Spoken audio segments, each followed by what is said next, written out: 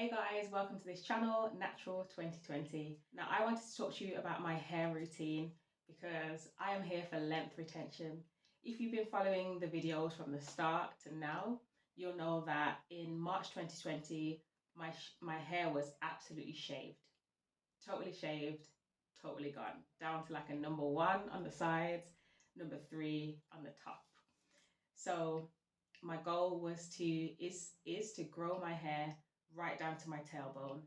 I'm currently sitting at armpit length, so we're about here, and I've still got a little way to go, but it's going really well. And I wanted to talk to you about some of the key things that I've been doing in order to keep, all of this length that I've retained so far.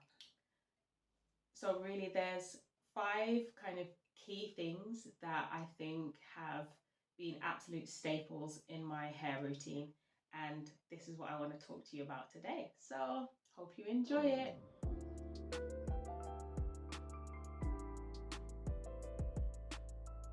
Firstly is washing.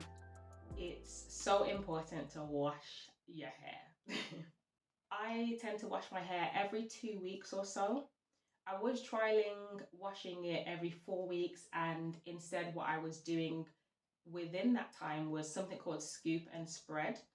Now, it's not something that I'm doing at the moment, but if there is ever a time where I'm kind of struggling to wash my hair, maybe because of life just being a little bit busy, then I do scoop and spread, and that is a process of kind of using the sebum that's on my scalp and spreading it down the length of my strands so that I don't just get loads of buildup stuck on my strands. So I hope that makes sense. But typically my wash is every 2 weeks, and I tend to use African black soap shampoo, which is something that I've been creating myself with a bar of African black soap and water with a few essential oils. I also wash my hair in twists. There have been times when I've washed my hair outside of twists, or maybe in bigger sections, but still twisted or plaited.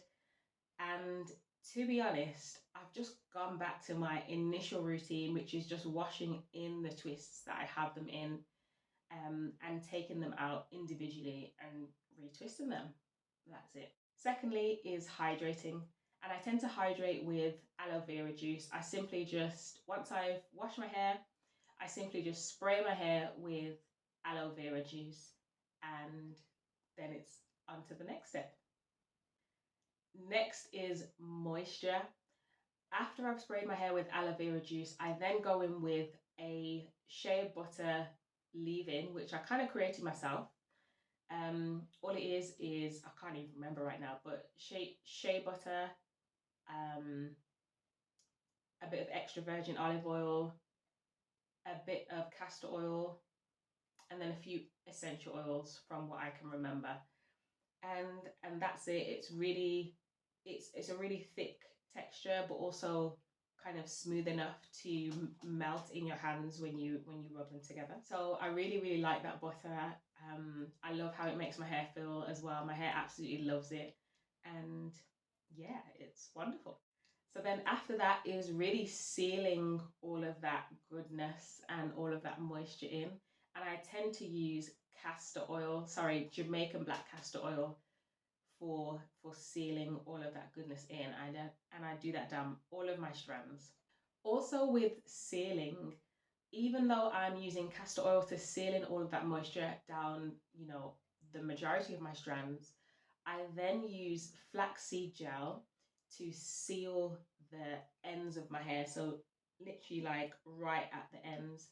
And what that flaxseed does is it really kind of stiffens the ends or hardens them so that the ends don't have a chance to mingle with each other and create single strand knots and stuff like that.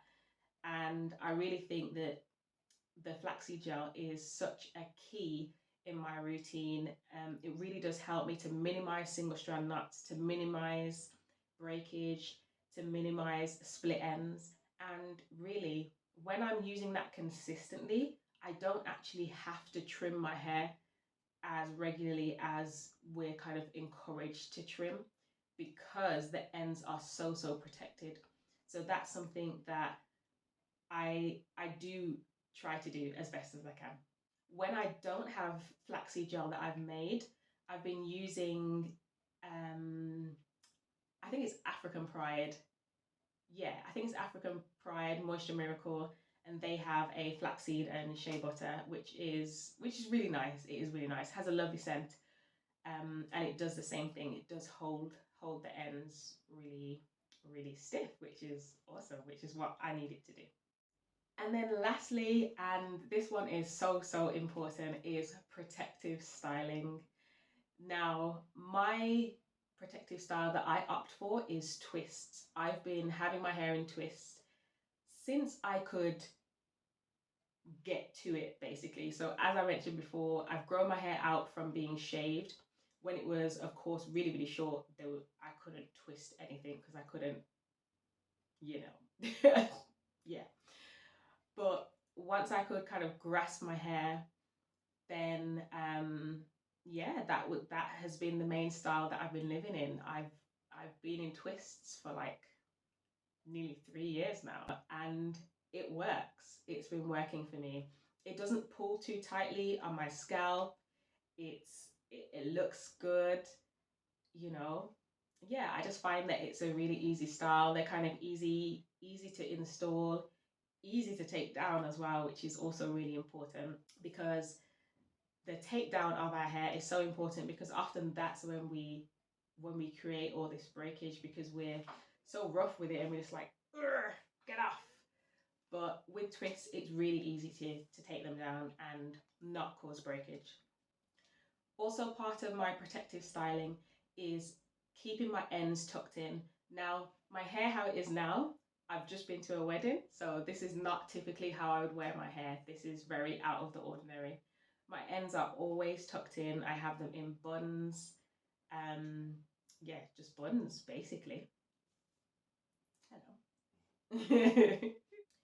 Also, another important thing is I cover my hair at night without fail. I don't think I have ever been to sleep without my head covered with a satin or silk scarf.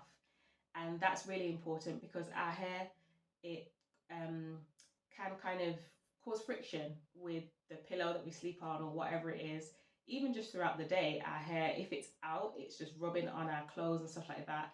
And it causes friction, and then it causes split ends and breakage and single strand knots, and you don't want that.